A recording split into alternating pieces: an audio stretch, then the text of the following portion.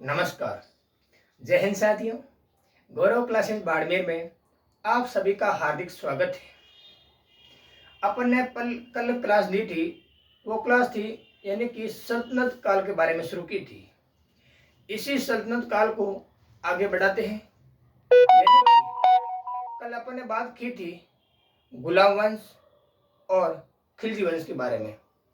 कुतुबुद्दीन ऐबक यानी कि गुलाम वंश के शासक कुतुबुद्दीन ऐबक, इल्तुतमिश, रजिया सुल्तान, बलबन और खिलजी वंश के शासक जलालुद्दीन खिलजी, अलाउद्दीन खिलजी और बहराम शाह खिलजी, यानी कि इनके बारे में अपन कल बात कर चुके हैं। आज बात करेंगे तुगलक वंश के बारे में। तुगलक वंश, इसका टाइम पीरियड क्या रहा, इनके कौन कौन से शासक रहा और इनके समय में क्या क्या कार्य हुआ, इनके बारे में आज बात करेंगे। अभी बात शुरू करते हैं तुगलक वंश के बारे में। यानी कि तुगलक वंश का टाइम पीरियड 1320 से लेके 1414 के मध्य, यानी कि 1320 से लेके 1414 के मध्य तुगलक वंश का समय था। तुगलक वंश के संस्थापक कौन थे और उनका क्या नाम था? तुगलक वंश के संस्थापक था, यानी कि तुगलक वंश की नींव किसने डाली, उसका नाम है गयासुद्दीन तुगलक। गयासुद्दीन तुगलक ने एक नगर का निर्माण करवाया। उस नगर का नाम है तुगलकाबाद। कौन सा? तुगलकाबाद। गयासुद्दीन तुगलक का समय पीरियड है, यानी कि टाइम पीरियड है 1320 से लेके 1325। तुगलक वंश के दूसरे शासक मोहम्मद बिन तुगलक, यानी कि MBT। मोहम्मद बिन तुगलक ने भारत, यानी कि मोहम्मद बिन तुगलक अपने आप में एक, मोहम्मद बिन तुगलक को विद्वान लोग इन्हें अलग अलग नामों से पुकारते थे, जैसा कि मूर्ख बादशाह, रक्त पिपासु और सौपनशीलता के नाम से इन बादशाह के अलग अलग नाम थे। मोहम्मद बिन तुगलक ने अपने समय में, यानी कि इनका समय 1325 से लेके 1351 तक इन्होंने अपना क्या क्या कार्य किया, इनके द्वारा बनाई गई 5 योजना, यानी कि मोहम्मद बिन तुगलक के द्वारा बनाई गई 5 योजना। इन्होंने सबसे पहले सोचा था कि भारत की राजधानी या सल्तनत काल की राजधानी दिल्ली से दौलताबाद यानी कि देवगिरी करना इसके मन में था। इन्होंने टारगेट बनाया, वो भी क्या हुआ, असफल हुआ, क्योंकि इनकी भारत की राजधानी केंद्र बिंदु रहते हुए दिल्ली होना अच्छा लगता था। उस समय भी एक दिल्ली एक वाणिज्यिक राजधानी के रूप में जानी जाती थी और दिल्ली और दौलताबाद के बीच में दूरी 1100 किलोमीटर थी। यानी कि भारत की राजधानी यानी सल्तनत काल की राजधानी दौलताबाद करना एक दक्षिणी भारत के साइड पड़ जाता है। इसकी वजह से अब भारत की राजधानी यानी कि सल्तनत काल की राजधानी दिल्ली ही रखा। ये 1327 की बात है, यानी कि 1325 से लेके 1351 में मोहम्मद बिन तुगलक था। तो मोहम्मद बिन तुगलक के समय 1327 में दिल्ली से देवगिरी करने की मोहम्मद बिन तुगलक ने एक सोचा था और ये भी करने की कोशिश की, असफल रहा। इसके बाद में इन्होंने दुआब क्षेत्र में कर की वृद्धि करने के बारे में सोचा था।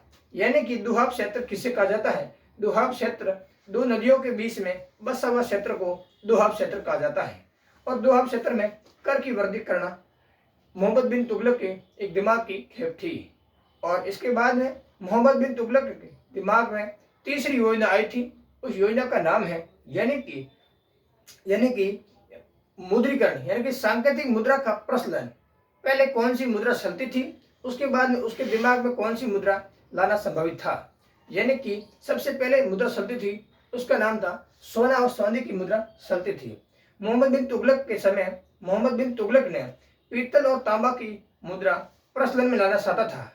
यह भी एक योजना असफल रही, परंतु मोहम्मद बिन तुगलक ने स्वर्ण की मुद्रा चलाई थी। इसके बाद में एक खुरासान का विजय अभियान हुआ और कराची का विजय अभियान हुआ।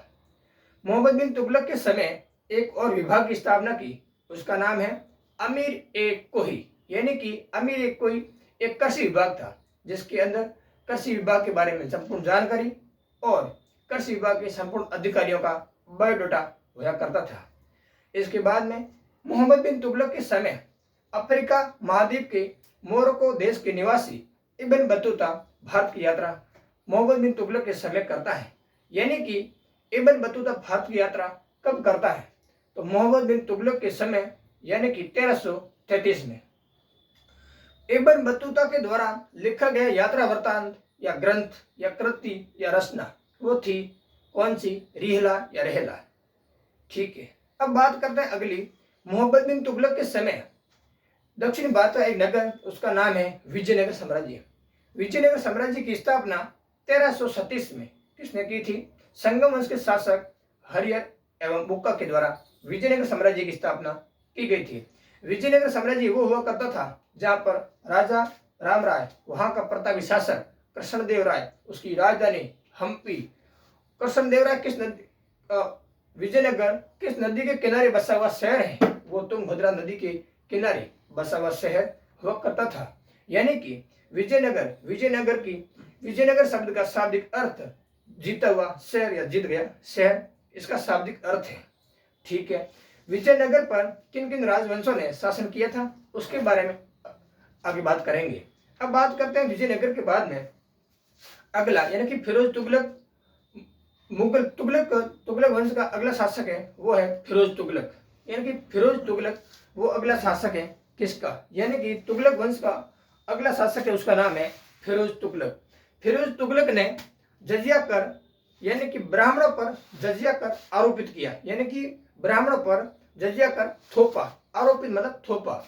ठीक है, फिरोज तुगलक के समय सर्वाधिक दास थे। यानी कि फिरोज तुगलक के समय सर्वाधिक उसके गुलाम थे, दास थे।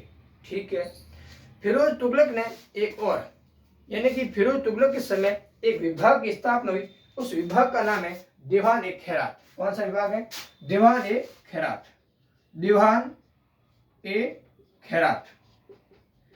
दीवान ए खैरात विभाग की स्थापना फिरोज तुगलक ने की थी।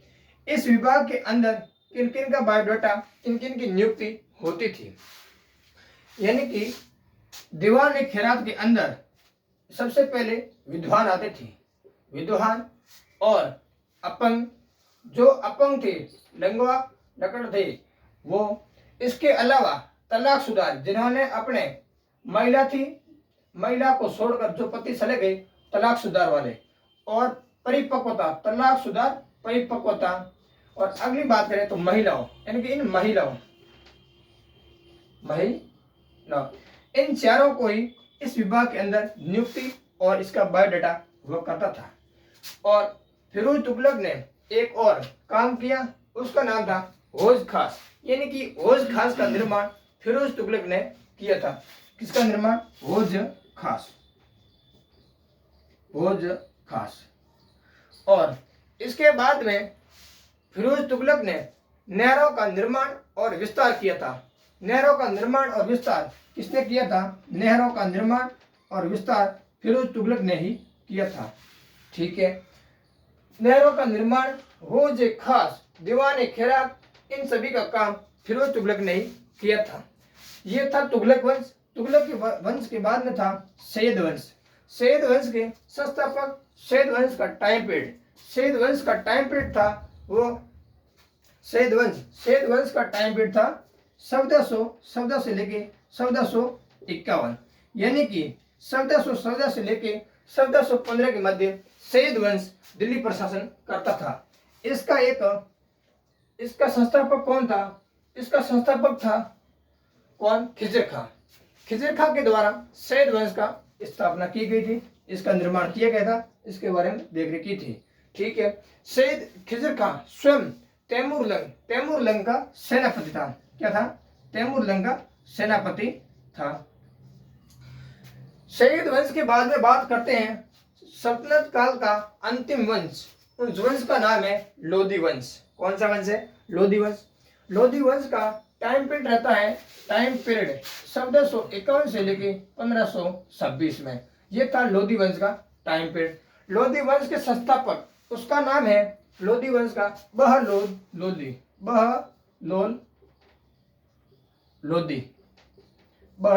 लोधी। ये था लोधी वंश का संस्थापक, जो एक गुलाम वंश, खिलजी वंश, तुगलक वंश, शहीद वंश, ये सभी वंश अलग थे और ये एक वंश अफगान वंश था, यानी कि अफगान वंश, और बाकी वाले अलग थे। इसके बाद बात करते हैं सिकंदर लोधी। सिकंदर लोधी जो लोधी वंश का सबसे प्रतापी शासक हुआ करता था, सिकंदर लोधी। सिकंदर लोधी ने आगरा शहर की नींव रखी थी। किसकी? आगरा शहर, जो वर्तमान में उत्तर प्रदेश में बसा हुआ शहर आगरा, आगरा शहर की नींव सिकंदर लोधी के द्वारा रखी गई थी। और सिकंदर लोधी के द्वारा दूसरा किया हुआ काम वो था गज ए सिकंदरी, यानी कि गज ए सिकंदरी। गज ए सिकंदरी के अंदर, गज ए सिकंदरी के अंदर क्या हुआ था, यानी कि भूमि को मापने का पैमाना, यानी कि सल्तनत काल के समय भूमि को मापने का एक, समझ लो, गज, वो हुआ था गज ए सिकंदरी। इससे भूमि मापा करते थे। ठीक है, इसके बाद में बात करते हैं, यानी कि सिकंदर लोधी ने एक मोहट की मस्जिद का निर्माण किया था। मोहट की मस्जिद का निर्माण सिकंदर लोधी के द्वारा दिल्ली में किया गया था, यानी कि जिसकी देखरेख किसने की थी? वजीर के द्वारा इसकी देखरेख की गई थी। सिकंदर लोधी के टाइम में मोहट की मस्जिद का निर्माण किया गया था, जिसकी देखरेख वजीर के द्वारा की गई थी। अब सिकंदर लोधी के बाद में लोधी वंश का संस्थापक था, वो था कौन? इब्राहिम लोधी, यानी कि लोधी वंश का अंतिम और सल्तनत काल का अंतिम शासक वो था इब्राहिम लोधी। इब्राहिम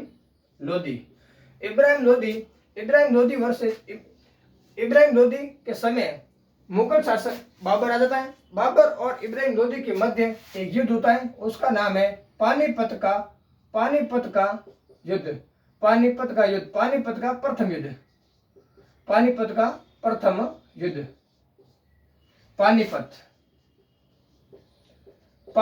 का प्रथम युद्ध जो कब हुआ था? 1526 में हुआ था। पानीपत का प्रथम युद्ध 1526 में हुआ था, जो इब्राहिम लोधी एवं बाबर के मध्य हुआ था, जिसमें बाबर विजय घोषित हुआ। और बाबर विजय घोषित होने के बाद सल्तनत काल का अंत हो जाता है और बाबर जीत जाता है, तो मुगल वंश का स्थापना हो जाती है। यह था एक समझाने का तरीका। अब मैं आपको बोर्ड के ऊपर नोटिस करवाता हूं कैसे क्या करना है, यानी कि बात करते हैं तुगलक वंश से। क्या करते हैं? तुगलक वंश से बात करते हैं। सबसे पहले शासक कौन था? तुगलक वंश। तुगलक वंश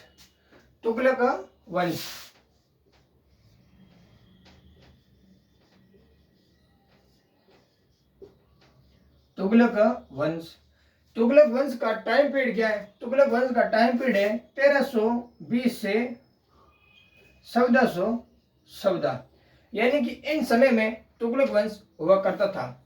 और इस वंश का संस्थापक कौन था? वो संस्थापक था गयासुद्दीन तुगलक।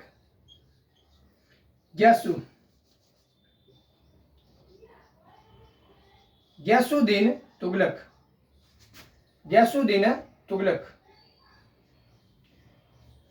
इस वंश का संस्थापक गयासुद्दीन तुगलक था। इस गयासुद्दीन तुगलक के द्वारा एक नगर का निर्माण किया, उस नगर का नाम था तुगलकाबाद।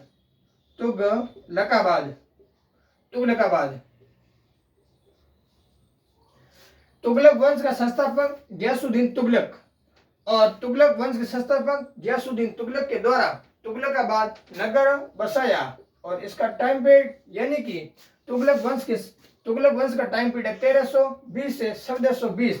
इस गयासुद्दीन तुगलक का टाइम पीरियड है 1320 से 1325। यह था गयासुद्दीन तुगलक।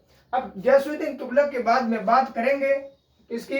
अब बात करेंगे मोहम्मद बिन तुगलक, जो तुगलक वंश का एक प्रतापी राजा माना जाता था, यानी कि उसका नाम है MBT, मोहम्मद बिन तुगलक। मोहम्मद बिन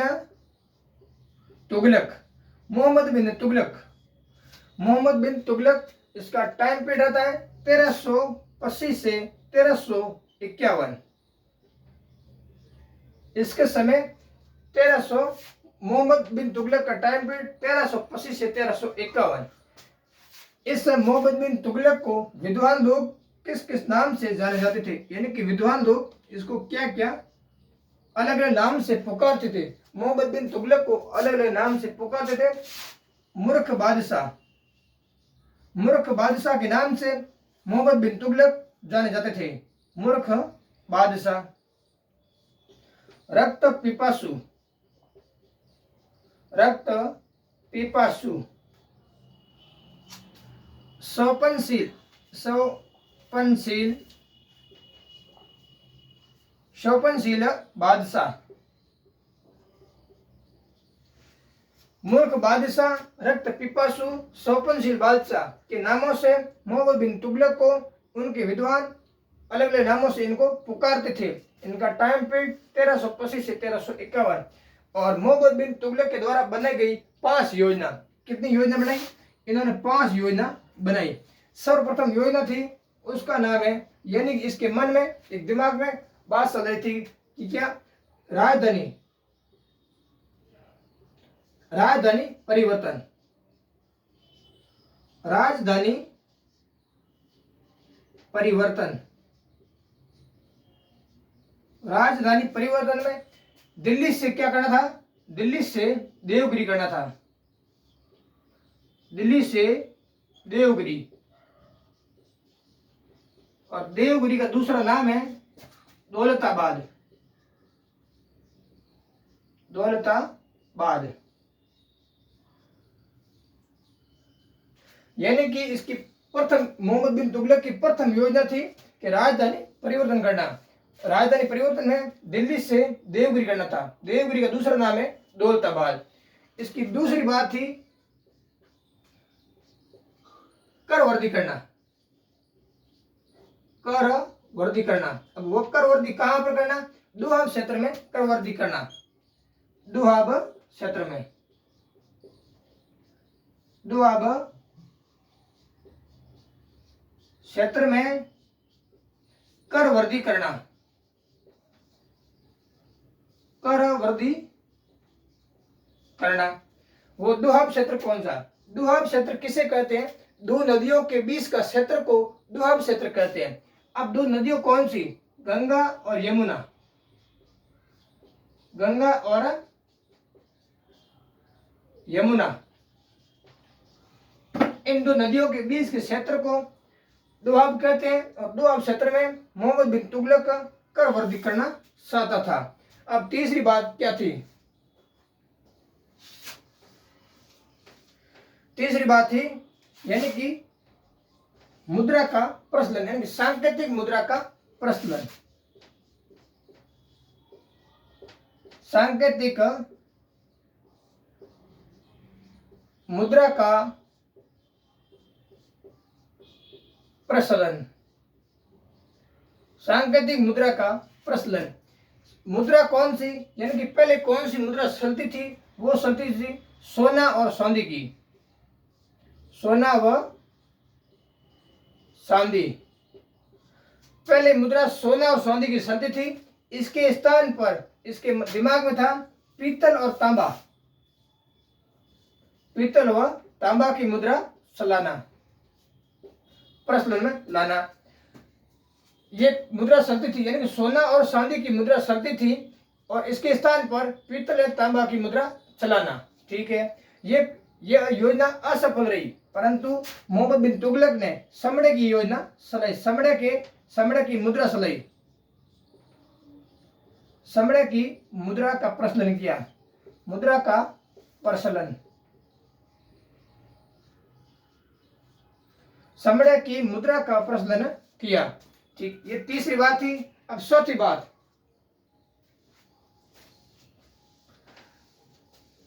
चौथी बात है, यानी कि चौथा अभियान है, उसका नाम है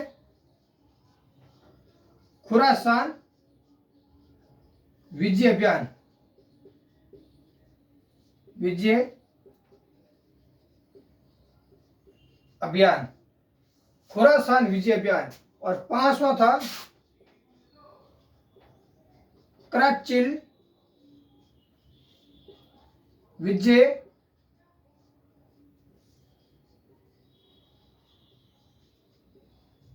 अभियान। ये थी मोहम्मद बिन तुगलक के 5 योजनाएं। कौन कौन सी? राजधानी परिवर्तन, कर वृद्धि, सांकेतिक मुद्रा का प्रचलन, समड़े की सांकेतिक मुद्रा का प्रचलन में सोने और चांदी के स्थान पर पीतल और तांबा। ये काम नहीं हो पाया तो समड़े की मुद्रा का प्रचलन किया। और खुरासान विजय अभियान, कराचिल विजय अभियान, ये 5 मोहम्मद बिन तुगलक के दिमाग में थी योजना। और इसके बाद में एक और इन्होंने विभाग की स्थापना की। उस विभाग का नाम है अमीर ए कोही। अमीर ए कोही, अमीर ए कोही, यानी कि इस विभाग की स्थापना की। अमीर ए कोही यानी कि एक कृषि विभाग था, कृषि विभाग था।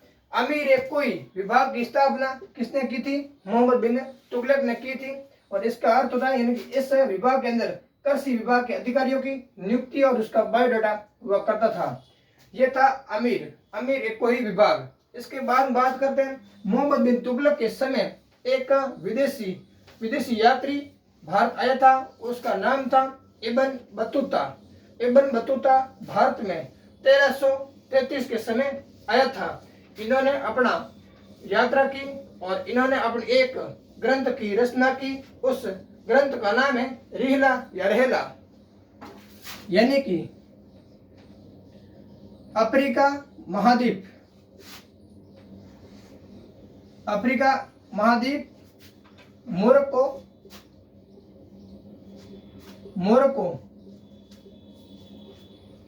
देश से भारत आया। अफ्रीका महाद्वीप से मोरक्को देश से, अफ्रीका महाद्वीप से मोरक्को देश से भारत आया इब्न बतूता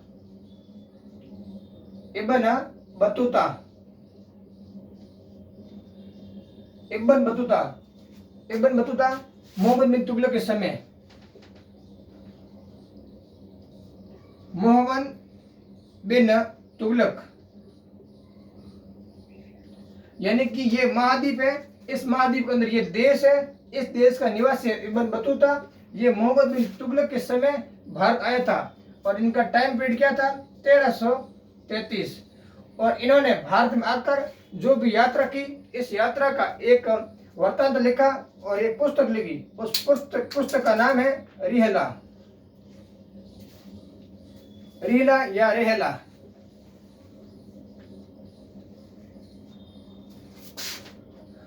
मोहम्मद बिन तुगलक के समय, दूसरी बात है मोहम्मद बिन तुगलक के समय एक साम्राज्य की स्थापना होती है। उस साम्राज्य का नाम है विजयनगर साम्राज्य, यानी कि विजयनगर साम्राज्य की स्थापना, विजयनगर साम्राज्य की स्थापना मोहम्मद बिन तुगलक के समय हुई। मोहम्मद बिन तुगलक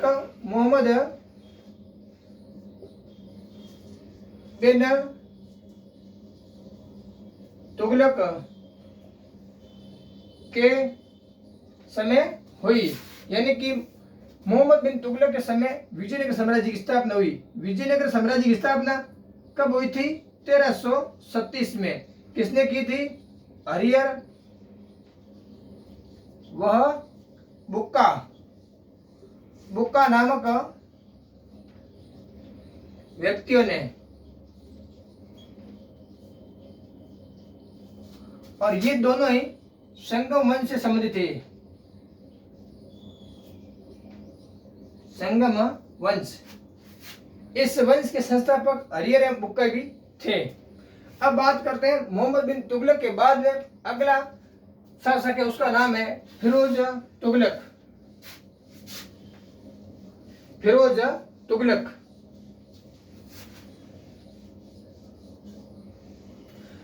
तुगलक ने सबसे पहले ब्राह्मणों पर जजिया कर लगाया।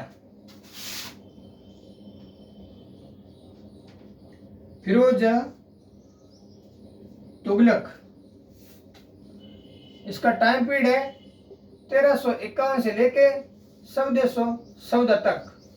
इन्होंने सबसे पहले ब्राह्मणों पर जजिया कर लगाया। अब आपके दिमाग में आएगा जजिया कर क्या होता है। जजिया कर क्या होता है? जजिया कर एक धार्मिक कर है। कैसा कर है? धार्मिक कर है। धार्मिक कर जो गैर मुसलमानों से लिया जाता था। गैर शब्द का अर्थ है मुसलमानों के अलावा जो भी लोग थे उससे लिया जाता था, यानी कि ये कर मुसलमानों से नहीं लिया जाता था। जजिया कर के बाद में है फिरोज तुगलक के समय सर्वाधिक दास हुआ करते थे। और फिरोज तुगलक ने ही दीवान ए खैरात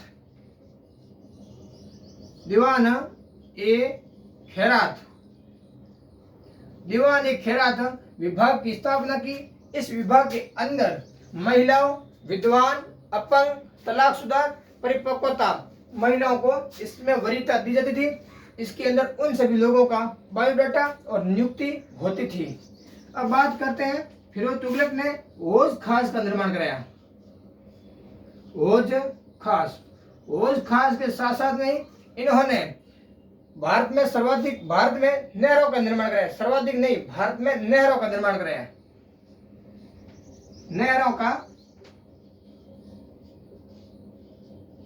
नहरों का निर्माण करवाया। निर्माण करवाने के साथ साथ इसका विस्तार भी करवाया। ठीक है। अब बात करते हैं फिरोज तुगलक के बाद में अगला वंश आ जाता है। उस वंश का नाम है सैयद वंश, जिसका टाइम पीरियड है 1414 से लेके 1451 तक, यानी कि इन्होंने लगभग 25 से 30 साल तक शासन किया था। वो है सैयद वंश।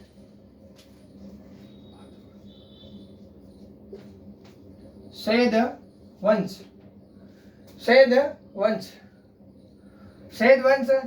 के संस्थापक थे खिजर खां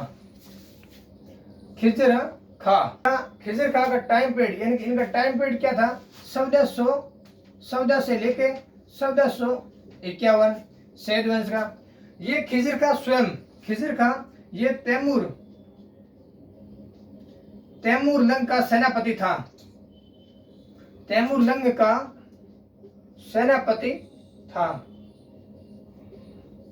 ठीक है। सैयद वंश के बाद में बात करते हैं लोधी वंश की। लोधी वंश में आता है सबसे पहले लोधी वंश की टाइम पीरियड है 1451 से लेके 1526। लोधी वंश के संस्थापक है, उसका नाम है बहलोल लोधी। ये एक वंश अफगान वंश था।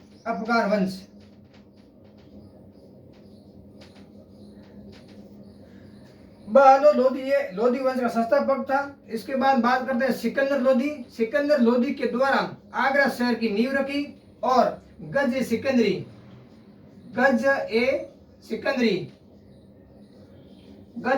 यानी कि भूमि मापने का पैमाना बनाया गया। और इसके बाद में सिकंदर लोधी के द्वारा मोठ की मस्जिद का निर्माण करवाया। दिल्ली में करवाया। ठीक है। अब इसके बाद में सिकंदर लोधी और लोधी वंश का तीसरा शासक और सल्तनत काल का अंतिम शासक है, उसका नाम है इब्राहिम लोधी यानी कि सल्तनत काल और मुगल काल के बीच में लड़ाई होती है, वो है इब्राहिम और बाबर की लड़ाई। वो होती है पानीपत का प्रथम युद्ध किस के मध्य होता है? वो होता है इब्राहिम लोधी वर्सेस बाबर के मध्य होता है पानीपत का प्रथम युद्ध। ये कब होता है? 1526 में होता है। पानीपत ये शहर हरियाणा में बसा हुआ शहर है और इसमें बाबर विजय जाता है, इब्राहिम लोधी हार जाता है। इब्राहिम लोधी हारने के साथ साथ सल्तनत काल पूरा ही हार जाता है, यानी कि सल्तनत काल का अंत हो जाता है और इसका वंश की शुरुआत होता है।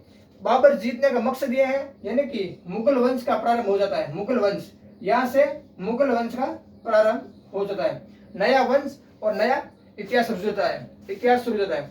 अब बात करेंगे सल्तनत काल में लगने वाले करों के बारे में बात करें। कौन कौन से लगने वाले कर हैं? उसमें सबसे पहला कर है वो है जजिया कर। जजिया कर एक धार्मिक कर है जो गैर मुसलमानों से लिया जाता था। दूसरा कर है जकात कर जो केवल मुसलमानों से लिया जाता था। तीसरा कर है खुम्स या खम्स कर जो युद्ध भूमि में माल पर लगने वाला कर था। और तीसरा कर है उसका नाम है खैरात कर जो खैरात, उसके बाद में उसर कर कहाँ पर लगता था? उसर कर ये एक सिंचित भूमि पर लगने वाला कर है, सिंचित भूमि पर लगने वाला कर है। और एक है खैरात ये कृषि भूमि पर लगने वाला कर है। ये तो सिंचित भूमि पर और ये कृषि पर लगने वाला कर है। इसके साथ में खुम्स और एक है जकात जो गैर मुसलमानों से लिया जाता था। और जजिया गैर मुसलमानों से। ये थे सल्तनत काल के प्रमुख कर।